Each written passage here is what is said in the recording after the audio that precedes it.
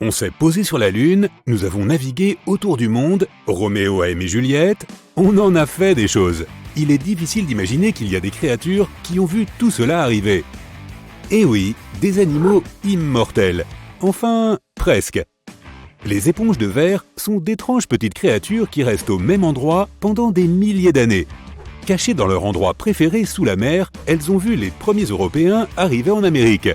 Elles peuvent vivre jusqu'à 15 000 ans. Et ce qui est encore plus cool, c'est qu'elles peuvent contrôler leur processus de vieillissement, l'accélérer ou le ralentir. Pour se protéger, elles disposent d'un exosquelette en verre. Les homards peuvent récupérer un membre s'ils le perdent, et ils sont pratiquement immortels. Ils produisent un nombre illimité d'enzymes qui gardent leur ADN éternellement jeune. Et ils continuent constamment à grandir. Cela signifie qu'ils débordent de leur propre carapace. Ils doivent donc se débarrasser de leur exosquelette de temps en temps et passer à un autre plus gros. Le plus gros homard jamais pêché faisait 20 kg. C'était au large des côtes de la Nouvelle-Écosse. Les scientifiques pensent que ce gros homard avait environ 100 ans. Il était donc là quand Edison a inventé le phonographe. La créature suivante est un mélange entre une méduse et une branche d'arbre. Chaque extrémité de l'hydre a un pied annelé et elle passe ses journées à se rafraîchir au bord des lacs et des rivières. Ses tentacules s'agrippent aux savoureux snacks qui passent devant elle. Quel est donc le secret de son immortalité? C'est une question à laquelle tout le monde aimerait connaître la réponse. L'hydre a la capacité de renouveler ses cellules souches. Les scientifiques essaient de faire comme elle depuis des années. Elles peuvent réellement ralentir leur processus de vieillissement. Ces petites créatures marines sont des oursins rouges géants. Ils se reposent sur des algues dans les eaux peu profondes et sont immortels. Eh bien, nous ne les avons pas étudiés assez longtemps pour être absolument sûrs. Mais les scientifiques affirment qu'ils ne grandissent qu'en taille, pas en âge. Quoi? Ils restent comme des petits oursins, mais grossissent en taille. Adultes bébés oursins? Ok, ces bébés rouges peuvent vivre environ 100 ans, voire 200. Le plus lent de la liste, la tortue géante. Elle peut vivre jusqu'à 200 ans, et l'une des plus anciennes s'appelle Jonathan. C'est techniquement le plus vieil animal terrestre rampant. Il est né en 1832 et vit sur une île isolée appelée Sainte-Hélène. Jonathan a vraiment vécu beaucoup de choses.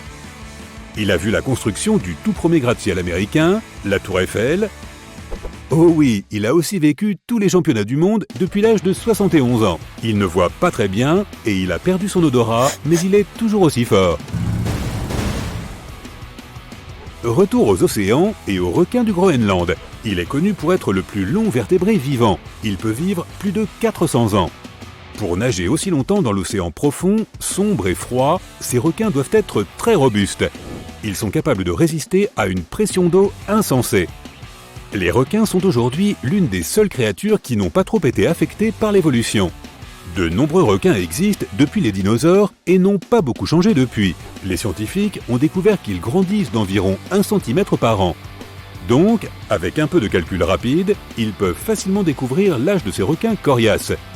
Imagine un requin plus vieux que les États-Unis. La créature suivante est probablement la plus pérenne, la plus indestructible et la plus mignonne de la liste. On l'appelle un tardigrade, mais les scientifiques l'ont surnommé l'ours des eaux, car disons qu'il y ressemble pas mal, mais il n'a pas exactement la taille d'un ours. Il a 8 pattes et des mains avec un étrange petit nez, et ces étranges créatures microscopiques sont indestructibles.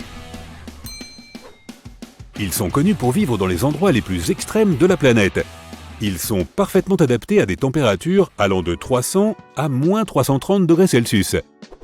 Les volcans, les nuits glaciales du désert, ils peuvent même supporter des radiations et des pressions massives dans les parties les plus profondes de l'océan. Ils peuvent même survivre dans le vide de l'espace, sans combinaison spatiale minuscule ou quoi que ce soit. Ce serait pourtant trop mignon. Jusqu'à présent, ils ont survécu 10 jours à l'extérieur d'un vaisseau spatial. Mais ils pourraient probablement résister encore plus. Les tardigrades pourraient être capables de survivre aux humains s'il y avait une sorte de catastrophe mondiale. Des organismes microscopiques en charge de la planète. Je me demande à quoi cela ressemblerait. Que ce soit tous les volcans en éruption en même temps, ou une autre période glaciaire, ou même un autre astéroïde fâcheux, les tardigrades ne s'en rendraient probablement même pas compte. Les scientifiques les étudient pour voir s'ils peuvent nous aider en nous apprenant l'existence d'une sorte de biotechnologie supérieure. Juste pour s'amuser, voici l'éphémère. Ce pauvre petit insecte ne dépasse même pas les 24 heures de vie en moyenne. Les femelles et les mâles peuvent atteindre l'incroyable âge de 2 jours. Mieux vaut profiter de l'instant présent, hein. Ces petites mouches se développent en essaim et sont connues pour avoir l'une des plus courtes durées de vie de toutes les créatures. Mais en tant qu'espèce, eh bien elles existent depuis des centaines de millions d'années. Les méduses ont découvert la fontaine de jouvence et, surprise, surprise, elle était là depuis le début. Ce n'est pas une façon de parler. Non, littéralement, la solution est en elles. Les méduses sont capables d'inverser leur processus de vieillissement quand elles le veulent. Supposons que tu nages tranquillement dans l'océan et puis que tu te dises soudain « Tiens, j'aimerais bien avoir 8 ans à nouveau ». Et pouf, ça y est. Au fait, qui voudrait avoir à nouveau 8 ans ici ? C'est ainsi que les méduses restent jeunes et vivent sans stress. Ces créatures sans cervelle et sans os peuvent revenir en arrière quand elles le veulent, tant que personne ne les dérange. Elles sont super froides, elles flottent dans toutes les directions du courant, elles se laissent porter par la vie, quoi. Cette créature ressemble à quelque chose tout droit sorti d'un film de science-fiction, mais on peut dire qu'elle a des caractéristiques extraterrestres. Le géant Veta est plus gros qu'une souris et est considéré comme l'un des plus gros insectes qui existent. On trouve ces grosses bêtes en Nouvelle-Zélande. Alors que les méduses peuvent inverser leur processus de vieillissement, certains membres de la famille Veta peuvent carrément revenir à la vie. Voilà ce qu'on appelle des super pouvoirs. S'ils sont complètement congelés, ils commencent à fabriquer des protéines spéciales qui empêchent leurs organes de se détériorer. Après un certain temps, ils peuvent être décongelés et ressuscités, comme si rien ne s'était passé. Fait amusant, le Veta géant a des oreilles sur les genoux de ses pattes avant. Et parce qu'elle peut ressusciter, on l'appelle aussi l'insecte zombie. C'est flippant. Les planaires sont des vers plats qui sont uniques, en plus d'être pratiquement immortels. Ce sont de véritables machines à régénérer les parties du corps perdues. Si tu prends l'un d'eux et que tu divises son corps en 10 parties, tu obtiendras 10 nouveaux planaires. Si tu continues à les diviser, ils vont continuer à se multiplier, même s'ils font généralement moins d'1 centimètre de long. Imagine si nous pouvions trouver un moyen de faire cela. Est-ce que ce serait un moyen pour nous de vivre éternellement ? Ou alors on se retrouverait dans un monde totalement fou avec des copies de tout le monde alentour. Que dirais-tu de l'équipe de relais la plus rapide du monde, 4 Usain Bolt identiques ? Les palourdes existent depuis très longtemps. Les scientifiques ont découvert qu'elles peuvent vivre jusqu'à 400 ans. Ce sont ces petites créatures à coquilles qui créent ces petites perles brillantes si appréciées de tous. Une palourde se met en mode action lorsqu'un parasite s'introduit à l'intérieur. La palourde essaie de couvrir le parasite avec un tas de produits chimiques spéciaux, les mêmes que ceux qu'elle utilise pour fabriquer l'intérieur de sa coquille. C'est là que la magie commence à opérer. Quand ces produits chimiques durcissent, ils forment une perle brillante et éclatante. Plus il y a de produits chimiques, plus la perle est grosse. Cette longue créature à l'aspect glissant vit dans les profondeurs des grottes d'Europe. Un aulme peut vivre jusqu'à 100 ans. Il passe ses journées à chasser les petits insectes, les escargots et les crabes avec ses minuscules bras avant et son corps de serpent frétillant. Sa peau est si pâle que certains indigènes l'appellent même le poisson humain. Hé, attends un peu. L'aulme est presque aveugle, mais il peut toujours détecter la lumière, il le fait surtout à travers sa peau. Comme les autres animaux aveugles, il a un sens de l'ouïe et de l'odorat très développé. Il tire son apparence particulière de ses petites branchies rouges autour de son cou. Vénus était très probablement couverte d'océans d'une profondeur de 10 à 300 mètres. De plus, une certaine quantité d'eau était prisonnière du sol de la planète. Celle-ci avait des températures stables de 20 à 50 degrés Celsius, qui étaient donc assez tolérables et pas si différentes des températures actuelles sur Terre. Bref, pendant 3 milliards d'années, jusqu'à ce que quelque chose d'irrévocable se produise il y a 700 millions d'années, Vénus aurait pu être habitable. Mais aujourd'hui, elle ne l'est plus. La Lune est le deuxième objet le plus lumineux de notre ciel. Pourtant, parmi les autres corps astronomiques, c'est l'un des plus sombres et des moins réfléchissants. Mais notre satellite naturel semble brillant parce qu'il est très proche de nous. De la même façon, notre planète semble beaucoup plus lumineuse lorsque tu la regardes depuis l'espace. C'est parce que les nuages, la glace et la neige réfléchissent beaucoup plus de lumière que la plupart des roches. Triton, la lune de Neptune, a toute sa surface recouverte de plusieurs couches de glace. Si ce satellite remplaçait notre lune actuelle, le ciel nocturne deviendrait 7 fois plus lumineux. Les étoiles à neutrons font partie des objets les plus petits et les plus massifs de l'espace. Elles ont généralement un diamètre d'environ 18 km, mais sont plusieurs fois plus lourdes que le Soleil. Et elles tournent sur elles-mêmes environ 600 fois par seconde, bien plus vite qu'un patineur artistique professionnel. Saturne est la planète la moins dense du système solaire. Elle a une densité équivalente à 1/8 de celle de la Terre. Et pourtant, à cause de son immense volume, la planète est 95 fois plus massive que la Terre. Le phénomène lunaire transitoire est l'une des choses les plus énigmatiques qui se produisent sur la Lune. Il s'agit d'un changement éphémère de lumière, de couleur ou autre à la surface du satellite. Le plus souvent, il s'agit de flashs lumineux aléatoires. Les astronomes observent ce phénomène depuis les années 1950. Ils ont remarqué que les flashs se produisaient de façon imprévisible. Parfois, ils peuvent se produire plusieurs fois par semaine. Ensuite, ils disparaissent pendant plusieurs mois. Certains d'entre eux ne durent pas plus de quelques minutes, mais certains ont duré plusieurs heures.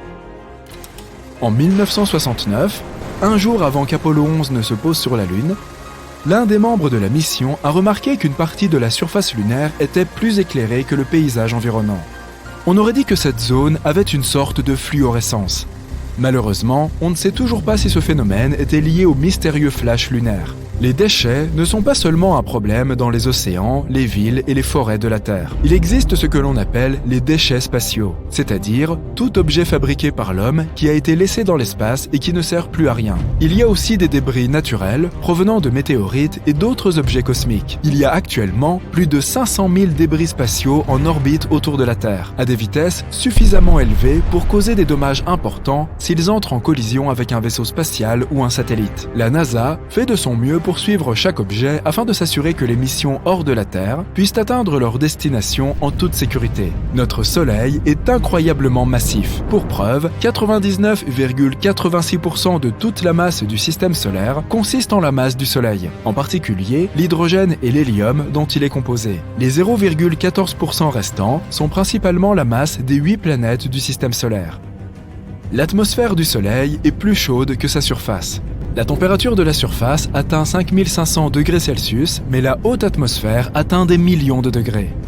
Si l'on pouvait creuser un tunnel directement au centre de la planète et ressortir par le côté opposé, et que tu étais assez aventureux pour sauter dedans, il te faudrait 42 minutes pour le traverser. Tu accélérerais au fur et à mesure de ta chute pour atteindre la vitesse maximale au moment où tu atteindrais le noyau de la Terre. Après la moitié du trajet, tu tomberais ensuite vers le haut, de plus en plus lentement. Au moment où tu atteindrais la surface opposée, ta vitesse serait de nouveau à 0. À moins que tu ne parviennes à t'extraire du trou, tu recommencerais immédiatement à tomber, pour redescendre, ou remonter, vers l'autre côté de la planète. Ce voyage durerait une éternité, et ce, à cause des effets bizarres de la gravité. Il pourrait y avoir plus de métaux, par exemple du titane ou du fer, dans les cratères lunaires, que ne le pensaient les astronomes. Le plus gros problème avec cette découverte ? Elle contredit la principale théorie sur la façon dont la Lune s'est formée. Cette théorie stipule que le satellite naturel de la Terre s'est détaché de notre planète après une collision avec un objet spatial massif. Mais alors, pourquoi la croûte terrestre, pauvre en métaux, contient-elle beaucoup moins d'oxyde de fer que celle de la Lune ? Cela pourrait signifier que la Lune s'est formée à partir des matériaux se trouvant bien plus profondément à l'intérieur de notre planète. Ou bien ces métaux pourraient être apparus lorsque la surface lunaire, en fusion, se refroidissait lentement. Ou peut-être, comme on le dit depuis des siècles, qu'elle est faite de fromage. La Terre pourrait avoir été violette avant de devenir bleue et verte. Un scientifique a une théorie selon laquelle une substance existait dans les anciens microbes avant que la chlorophylle, cette chose qui rend les plantes vertes, n'évolue sur Terre. Cette substance reflétait la lumière du soleil en rouge et en mauve, couleurs qui se combinaient pour donner du violet. Si c'est vrai, la jeune Terre a peut-être regorgé d'étranges plantes de couleur violette avant que toutes ces choses vertes n'apparaissent. La plus haute montagne du système solaire est Olympus Mons sur Mars. Elle est 3 fois plus haute que le mont Everest, le plus haut sommet de la Terre par rapport au niveau de la mer. Si tu te tenais au sommet d'Olympus Mons, tu ne comprendrais pas que tu te trouves sur une montagne. Ces pentes seraient cachées par la courbure de la planète. Les astronomes ont trouvé un énorme réservoir d'eau dans l'espace, le plus grand jamais détecté. Dommage que ce soit aussi le plus éloigné. Il est situé à 12 milliards d'années-lumière de nous. Ce nuage de vapeur d'eau contient 140 000 milliards de fois plus d'eau que tous les océans de la Terre réunis. Vénus tourne à son propre rythme, sans se presser. une rotation complète prend 243 jours terrestres. Et il faut à la planète un peu moins de 225 jours terrestres pour faire le tour complet du Soleil. Cela signifie qu'un jour sur Vénus est plus long qu'une année. Il y a très peu d'activité sismique à l'intérieur de la Lune. Pourtant, des mini-séismes lunaires, causés par la force gravitationnelle de notre planète, se produisent parfois à plusieurs kilomètres sous la surface. Ensuite, de minuscules fissures et fractures apparaissent à la surface du satellite et des gaz s'en échappent. Mars est la dernière des 4 planètes intérieures, que l'on appelle aussi telluriques car elles sont composées de roches et de métaux. La planète rouge a un noyau composé principalement de fer, de nickel et de soufre. Il mesure entre 1500 et 1900 km de diamètre. Mais ce noyau ne bouge pas. C'est pourquoi Mars n'a pas de champ magnétique à l'échelle de la planète. Le faible champ magnétique qu'elle possède ne représente qu'1 centième de celui de la Terre. Lorsque les planètes du système solaire ont commencé à se former, la Terre n'a pas eu de lune pendant très longtemps. Il a fallu 100 millions d'années pour que notre satellite naturel apparaisse. Il existe plusieurs théories sur la façon dont la Lune est apparue, mais celle qui prévaut est la théorie de la fission. Elle affirme que la Lune s'est formée lorsqu'un objet est entré en collision avec la Terre, envoyant des particules dans tous les sens. La gravité a rassemblé les particules et la Lune a été créée. Elle a fini par se poser sur le plan de l'écliptique de la Terre, qui est la trajectoire actuelle de la Lune. Le plus grand être vivant sur Terre s'avère être un champignon dans l'Oregon. Cet énorme champignon Armillaria vit dans la forêt nationale de Malheur et couvre une superficie de 9,5 km². Il pourrait avoir jusqu'à 8500 ans. Mais on peut te pardonner de l'avoir manqué, car il est en grande partie caché sous terre. Lorsque les racines d'armillarier individuelles se rencontrent, elles peuvent fusionner pour devenir un seul champignon, ce qui explique comment celui-ci est devenu si grand. Si tu pouvais rassembler tous ces champignons en une seule grosse boule, elle pourrait peser jusqu'à 35 000 tonnes. C'est à peu près aussi lourd que 200 baleines grises. Le plus grand astéroïde du système solaire s'appelle Vesta, et il est si gros qu'on le qualifie parfois de planète naine. Un voyage vers la deuxième étoile la plus proche de nous, après le Soleil, te prendrait 5 millions d'années en avion de ligne. C'est ce qu'on appelle un vol ultra long courrier. L'espace n'est pas censé être noir. Il y a des étoiles partout. Ne devraient-elles pas éclairer tout ce qui se trouve autour ? En réalité, on ne voit pas d'étoiles partout, car certaines d'entre elles n'existent pas depuis assez longtemps pour que leur lumière atteigne la Terre. Une journée sur Uranus dure 17 heures, 14 minutes et 24 secondes. Mais la planète a une inclinaison d'environ 98 degrés. Et cela fait qu'une saison sur la géante gazeuse dure 21 années terrestres. Certains scientifiques pensent que notre planète possédait autrefois un satellite supplémentaire. D'après leurs recherches, un corps céleste plus petit, d'environ 1100 km de large, tournait autour de la Terre comme une deuxième lune. Il s'est très probablement écrasé sur notre satellite principal par la suite. Une telle collision pourrait expliquer pourquoi les deux faces de la Lune ont l'air si différentes l'une de l'autre, l'une étant fortement cratérisée et rugueuse.